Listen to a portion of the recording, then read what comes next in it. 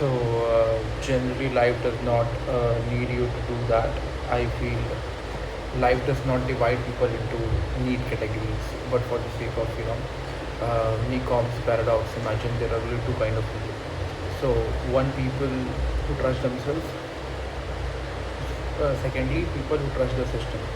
And this paradox is fascinating because whichever side you choose tells you more about your philosophy than about the money.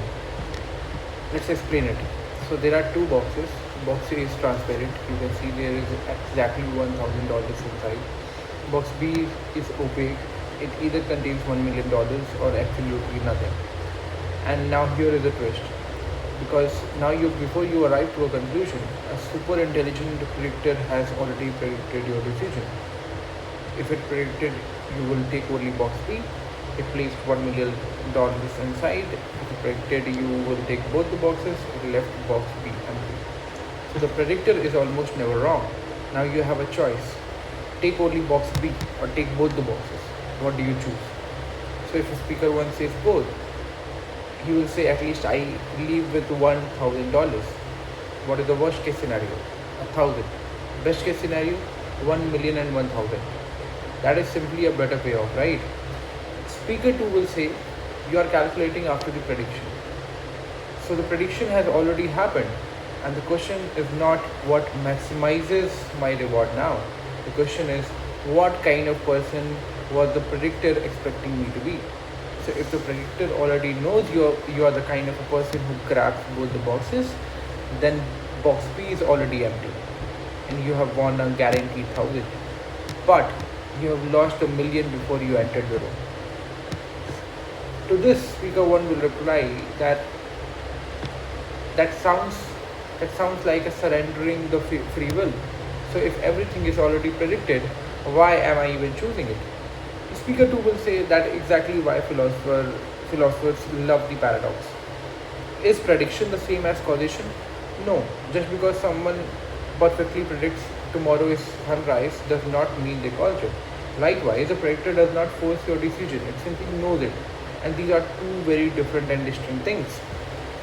Speaker 1 will reply that so you are saying that the million is not a reward for taking one box. It is a reward for already being the kind of a person who would take one box. And speaker 2 on the other hand would reply that exactly, your present choice is evidence of who you have been all throughout. And that is not the cause of what is inside the box. It is almost like reading a diary. A diary does not create your past, it only reveals it. And speaker 1 will again say that this reminds me, and to me also it reminds me of Oedipus Rex, which means he spends his whole life trying to escape the prophecy, and every decision he makes fulfills it. Maybe the tragedy was not the destiny, maybe it was believing he could outsmart the destiny. Speaker 2 would say, and would suggest that if you could think it in another way, this is not even about money anymore. It is about two completely different philosophies. One philosophy says that always maximize what is available right now. The other says behave consistently enough that the future can trust you. One is immediate rationally and the other is long-term rationally. Economics call one boxing irrational because you are leaving a guaranteed $1,000 on the table.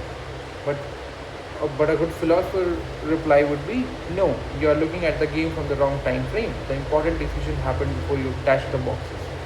So the important decision was what kind of a decision maker you are, or what kind of decision maker are you. Speaker 2 would say exactly, Newcomb's paradox is not testing the mathematics of the prediction, it is testing your philosophy or choices. So do you believe every decision starts now? Or do you believe every decision is a part of a pattern that began long before this moment? Because if the predictor can see the patterns perfectly, then your character becomes more valuable than your calculation.